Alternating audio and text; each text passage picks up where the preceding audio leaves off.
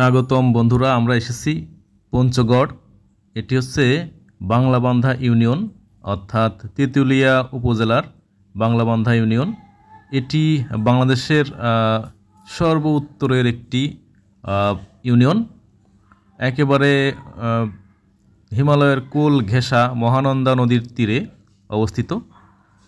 এই যে আমরা কিন্তু 0 পয়েন্ট অর্থাৎ যে বাংলাবান্ধা পোর্ট সেটার দিকে হেঁটে হেঁটে যাচ্ছি। দেখুন, হালকা বৃষ্টি হয়েছে, আকাশ মেঘলা থাকার কারণে হালকা বৃষ্টি হয়েছে। তো বাংলাবান্ধা 0 পয়েন্ট গেলে এখানে কিন্তু একটি কংক্রিটে নির্মিত গোল একটি বৃত্ত আছে। আমরা দেখতে পাচ্ছি উপরে একটি সাইনবোর্ড। এখান থেকে কিন্তু ভারত, নেপাল, ভুটানে যাতায়াত করে থাকে পর্যটকরা। তো আমরা এখান থেকে বিভিন্ন পাহাড় দেখতে পাচ্ছি।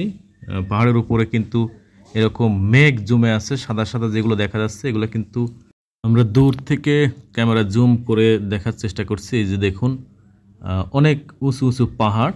এটি হচ্ছে তেঁতুলিয়া উপজেলার একটি বিখ্যাত তেঁতুল গাছ, অর্থাৎ এই তেঁতুল গাছের নাম অনুসারে তেঁতুলিয়া নামকরণ করা হয়েছে।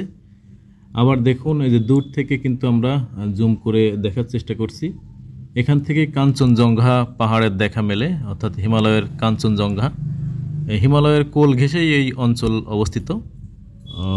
তো আকাশ মেঘলা থাকার কারণে এই মহানন্দা নদীর তীর থেকে কিন্তু কাঞ্চনজঙ্ঘার দেখা মিলছে না।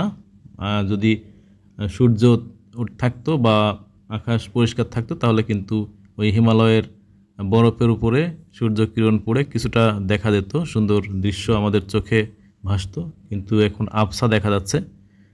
তো আমরা চলে এসেছি তেঁতুলিয়ার এদিকে। এইখানে সমতল ভূমির যে চা বাগান সেটা কিন্তু দেখা যাচ্ছে। এখান থেকে ভারতের বর্ডার কিন্তু খুবই নিকটে, অর্থাৎ দুই দেশের সীমান্ত। দূর থেকে কিন্তু কাঁটাতারের বেড়াও দেখা যাচ্ছে।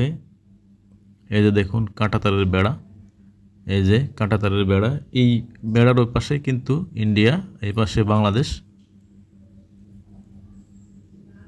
একটি সুরক্ষিত কাঁটাতারের বেড়া দিয়ে রাখা হয়েছে। সারি সারি চা বাগান বাংলাদেশ এবং ভারতে। সবাইকে অনেক ধন্যবাদ। সবাই ভালো থাকবেন, সুস্থ থাকবেন।